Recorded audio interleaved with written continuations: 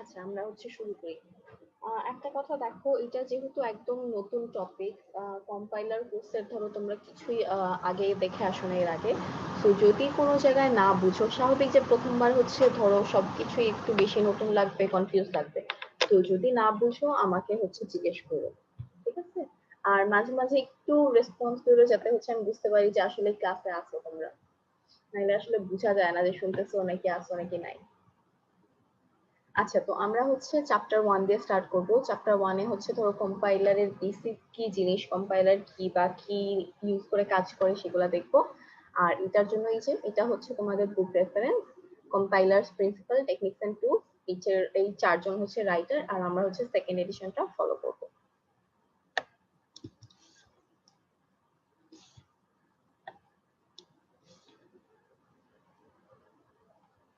আচ্ছা, তো প্রথমে কিছু কথা বলা আছে এখানে। দেখো, বলতেছে যে প্রোগ্রামিং ল্যাঙ্গুয়েজেস আর notations for describing computations to people and to machines. তো আমরা নর্মালি ম্যানুয়ালি যেগুলো কাজ করি না, আমরা মেশিনকে দিয়ে কোনো কিছু করানোর জন্য তাদেরকে আমাদের বুঝাইতে হয় যে তারা আসলে কি কাজ করবে। তো সেটার জন্য আমরা প্রোগ্রামিং ল্যাঙ্গুয়েজ ইউজ করি। অ্যান্ড প্রোগ্রামিং ল্যাঙ্গুয়েজ, আমরা যে ল্যাঙ্গুয়েজ ইউজ করি সেগুলো ধরো তোমাদের সি, জাভা, পাইথন, এগুলো যা যা আছে সেগুলো হিউম্যান রিডেবল বা হিউম্যান যেগুলো ইউজ করে মেশিনকে তাদের কাজটা বোঝায়। তো এখানে যেটা বলছে যে the world as we know it depends on programming languages because all the software running on the computers was written in some programming languages, and এখনো এই সেম কাজটা। But before a program can be run, it first must be translated into a form in which it can be executed by a computer. The software systems that do this translation are called compilers. তো গত ক্লাসে আমরা যেটা দেখছিলাম যে আমরা যখন ধরো কোডিং করি, আগে তোমরা যখন কোডিং করছো, সি বলো বা জাভাতে কোড করছো, সেই প্রোগ্রামটাকে তোমার আগে কম্পাইল করা লাগে, তাই তো? কম্পাইল করার পর কি হয় বলো তো? জেগে আছো?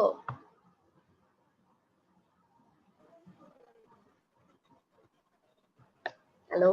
কম্পিউটার বুঝে এমন ভাষায় রূপান্তর হয়, 01 এ রূপান্তর হয় ম্যাম। হ্যাঁ, 01 এ বুঝে, বাট যখন তুমি কম্পাইল করো তারপর কি হয় বলো? কিছু এরর তোমাকে দেয় না? যদি তোমার কোডে কোনো এরর তাহলে তো তুমি সেটা সেই এররটা দিয়ে নোটিফাই করে সে যে তোমার এই এরর গুলো তুমি ফিক্স করো। সো তুমি যখন সেগুলাকে ফিক্স করবা, তারপরেই তো তুমি আবার সেটা এক্সিকিউট করতে পারবা। তো এগুলো ধরো কম্পাইলারের কিছু কাজ, যেমন তোমাকে এরর দিচ্ছে, তারপরে মেশিনকে বুঝাচ্ছে, এই সব কিছু মিলায়। তো এই যে কাজটা করতেছে, এখানে যেটা বলছে যে the software systems that do this translation are called compilers. তো এই ট্রান্সলেশনটা যেটা করে, যারা করে তাদেরকে তোমার ল্যাঙ্গুয়েজ প্রসেসরও বলে, কারণ তারা একটা ল্যাঙ্গুয়েজ থেকে আরেকটা ল্যাঙ্গুয়েজে আমার যে প্রোগ্রামটা আছে সেটাকে ট্রান্সলেট করতেছে বা কনভার্ট করতেছে। তো এই ল্যাঙ্গুয়েজ প্রসেসর ধরো ইন জেনারেল দুই ধরনের হয়। প্রথমটা তোমার কম্পাইলার, আর একটা ইন্টারপ্রেটার। তো কম্পাইলার আমরা দেখি, কম্পাইলার এখানে একটা দেখো ডেফিনেশন দেওয়া আছে। A compiler is a program that can read a program in one language, the source language, and translate it into an equivalent program in another language, the target language. So আমার যে source language, সেইটাকে সে compiler টার্গেটে translate করে। তো আমরা ধরি যে কাজটা করা হয়, এই সোর্স প্রোগ্রামগুলোকে আমরা চিন্তা করি হাই লেভেল ল্যাঙ্গুয়েজ হিসাবে।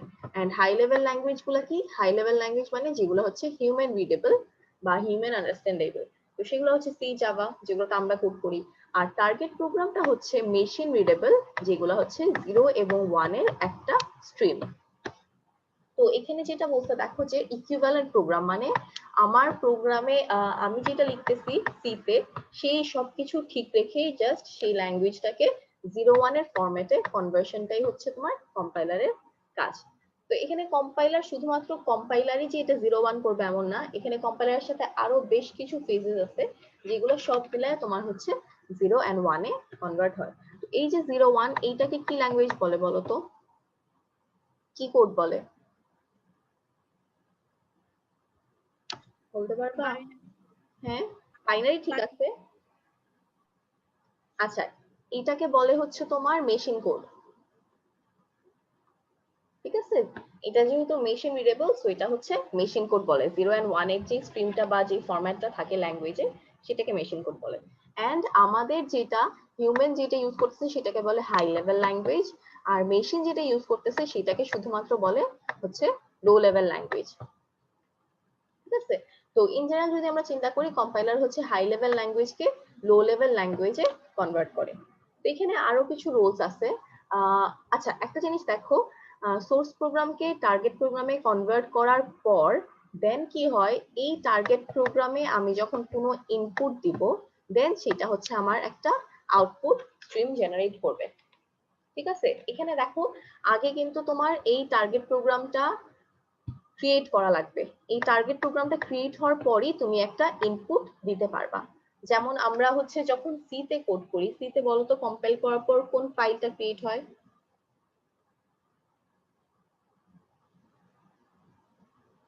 কখনো দেখছো যে একটা সি প্রোগ্রাম রান করার পর ওই ফোল্ডারটাতে হচ্ছে কি কি ফাইল থাকে একটা প্রোগ্রামের এগেইনস্টে, একটা কোডের এগেইনস্টে?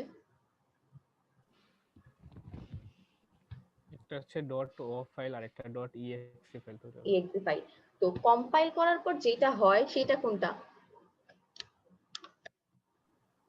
Dot O. ফার্স্টে .o তৈরি ডট হয় ওটা, পরে। তো ওই ডট ওটা হচ্ছে তোমার অবজেক্ট ফাইল। সো কম্পাইল করার পর ডট ও ফাইলটা যে তৈরি হয়, সেইটাতে তুমি যখন কোনো ইনপুট দাও, দেনই তোমার প্রোগ্রামটা হচ্ছে এক্সিকিউট হয়ে তোমার আউটপুট জেনারেট করে। সো এই ক্ষেত্রে কি কম্পাইলার দুইটা ফেজে কাজ করতেছে না? একবার তোমার টার্গেট প্রোগ্রামটা জেনারেট করতেছে, দেন তুমি ইনপুট দিতে পারতেছো। এন্ড এর মধ্যে দেখো, এই টার্গেট প্রোগ্রামের ক্ষেত্রে তোমার টার্গেট প্রোগ্রাম যখন জেনারেট হবে, তখনই তোমার প্রোগ্রামে যা যা বাগ আছে বা এরর আছে সেগুলা হচ্ছে তোমার ফিক্স করা লাগবে। তার আগে তুমি ওইটাকে এক্সিকিউশন স্টেপে আনতে পারবা না। সেই ক্ষেত্রে আগে একবার ট্রান্সলেশন হইতেছে পুরো কোডটা, দেন হচ্ছে এটা এক্সিকিউট হচ্ছে। ঠিক আছে? তো এটার সাথে শুধুমাত্র ট্রান্সলেশন ছাড়াও কম্পাইলার আরো কিছু কাজ আছে, যেটা আমরা বললাম যে এরর আমাকে এরর দিয়ে নোটিফাই করে। এই যে an important role of the compiler is to report any errors in the source program that it detects during the translation process. আরেকটা এখানে বলছে যে if the target program is an executable machine language program, it can then be called by the user to process inputs and produce outputs. যে total আমার কোডটা যখন translate হয়ে যায়, অনলি দেন কোনো এরর না থাকলেই আমি হচ্ছে সেটাকে রান করতে পারবো। তো এটা হচ্ছে কম্পাইলার তোমার একটা ল্যাঙ্গুয়েজ প্রসেসর। আরেক ধরনের ল্যাঙ্গুয়েজ প্রসেসর আছে, সেটা হচ্ছে তোমার ইন্টারপ্রেটার। তো ইন্টারপ্রেটার কি করে, আমরা যখন একটু আগে দেখছিলাম যে প্রথমে হচ্ছে তোমার পুরা কোডটা রান করে যা যা এরর আছে সব ফিক্স করার পরে তোমার টার্গেট প্রোগ্রামটা জেনারেট হচ্ছে, দেন তুমি ইনপুট দিচ্ছ। ইন্টারপ্রেটারের ক্ষেত্রে কি হয়, সোর্স প্রোগ্রাম যেটা আছে এন্ড ইনপুট, সেই দুইটা হচ্ছে একসাথে ইনপুট করা হয় এন্ড সেইটা থেকে হচ্ছে আউটপুট বের হয়। এটা কিভাবে হয়, ধরো তোমার যদি একটা কোড থাকে, ঠিক আছে, ধরো এখানে 5টা লাইন আছে।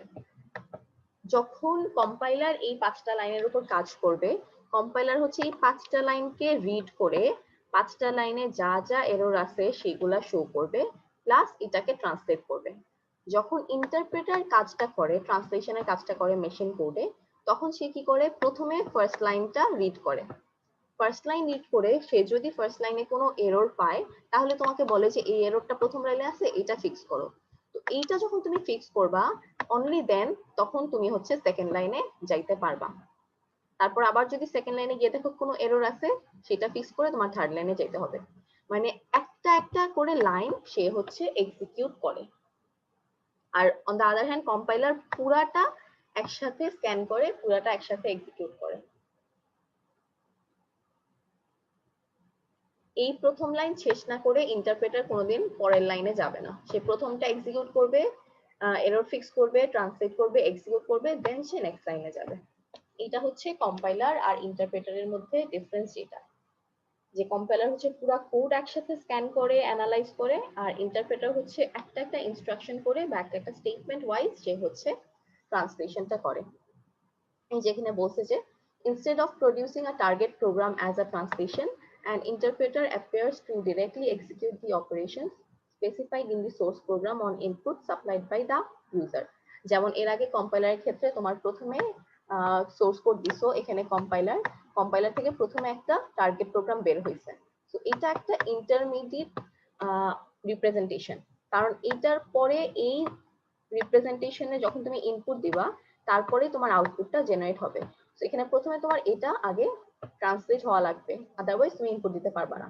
আর ইন্টারপ্রেটারের ক্ষেত্রে তুমি যে সোর্স কোড, এই যে এখানে যে সোর্স কোডটা আমি লিখতেছি সেইটা আর আমার যে ইনপুট সেগুলোকে আমি একসাথে হচ্ছে ইনপুট দিয়ে দিই, এন্ড দেন আমার আউটপুটটা জেনারেট হয় এক্সিকিউশনের পর। ঠিক আছে? তো এই ক্ষেত্রে কম্পাইলারের জন্য, ধরো সাপোজ আমি যদি কম্পাইলারের জন্য চিন্তা করি, আমি একটা কোডের জন্য যদি ডিফারেন্ট ডিফারেন্ট ইনপুট দিতে চাই তাহলে কেসটা কি হবে বলো তো?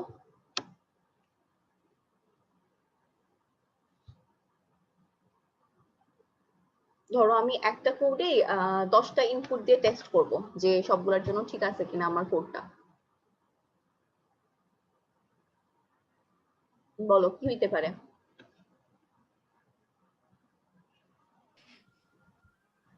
তখন হচ্ছে আমরা একটা সিস্টেম রাখি যাতে বারবার কোডটা ওইখানে একবার কম্পাইল করলেই তো হবে। হ্যাঁ, ওই শুধুমাত্র একবার কম্পাইলেশন হবে, দেন তুমি খালি ওইটা এক্সিকিউট করবা।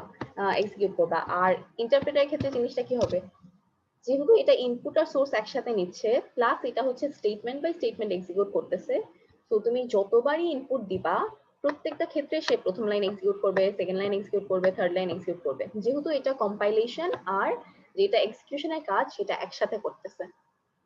সেই ক্ষেত্রে কি টাইম বেশি লাগবে না কম লাগবে, কোনটার বেশি কোনটার কম লাগবে?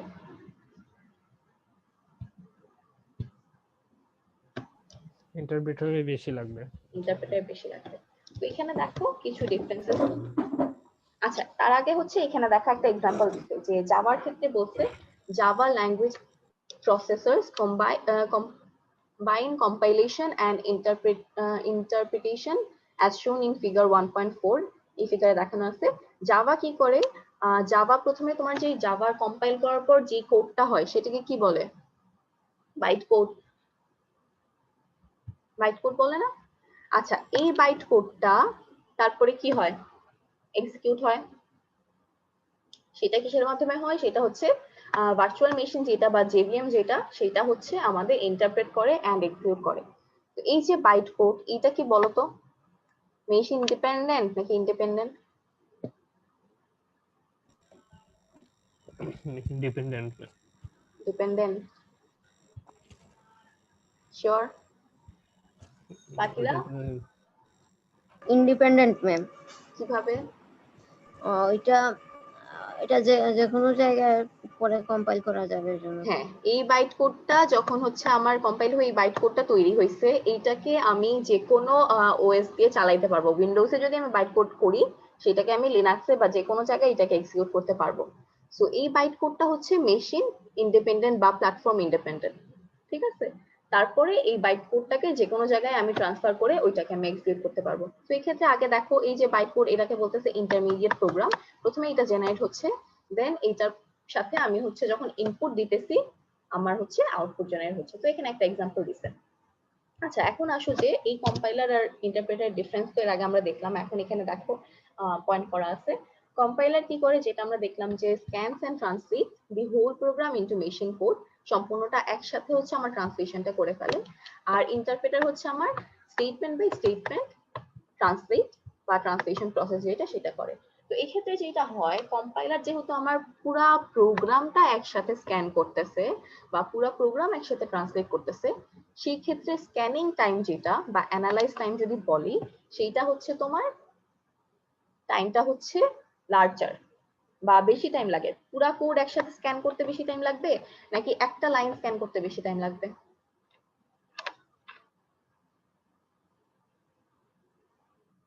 বলো।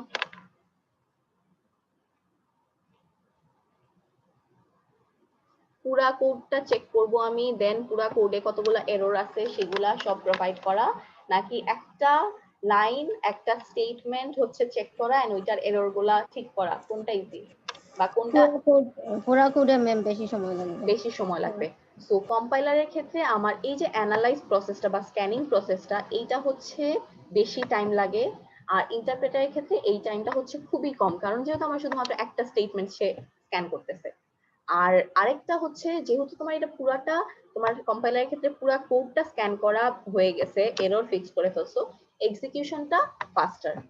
আর ইন্টারপ্রেটারের ক্ষেত্রে যেহেতু স্টেটমেন্ট বাই স্টেটমেন্ট তুমি পুরাটা একটা একটা করে এক্সিকিউট করো, ট্রান্সলেট করো, সেই ক্ষেত্রে তোমার ইন্টারপ্রেটারের ক্ষেত্রে এক্সিকিউশন হচ্ছে স্লোয়ার।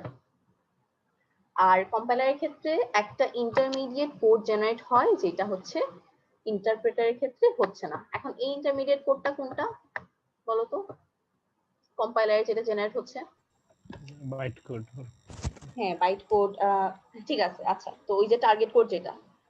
আচ্ছা এখন বলো কম্পাইলার আর ইন্টারপ্রেটার দুইটার একটা করে এক্সাম্পল দিতে পারবা, যেটা তোমরা করে আসছো, এই ল্যাঙ্গুয়েজ গুলা করে আসছো। সি প্লাস প্লাস হচ্ছে জেনুইন যে কম্পাইলার গুলো ইউজ করি, হ্যাঁ কম্পাইলার হচ্ছে সি, সি প্লাস প্লাস, আর ইন্টারপ্রেটার জাভাতে ইউজ। তারপর হচ্ছে তোমার পাইথন করছো, জি ম্যাম। না পাইথনেও সেম হচ্ছে যে স্টেটমেন্ট বাই ইন্টারপ্রেটার ইউজ করে। স্টেটমেন্ট। হ্যাঁ স্টেটমেন্ট বাই স্টেটমেন্ট হচ্ছে সে স্ক্যান করে বা এক্সিকিউট করে। আচ্ছা তো এটা গেল হচ্ছে দুইটার মধ্যে ডিফারেন্স।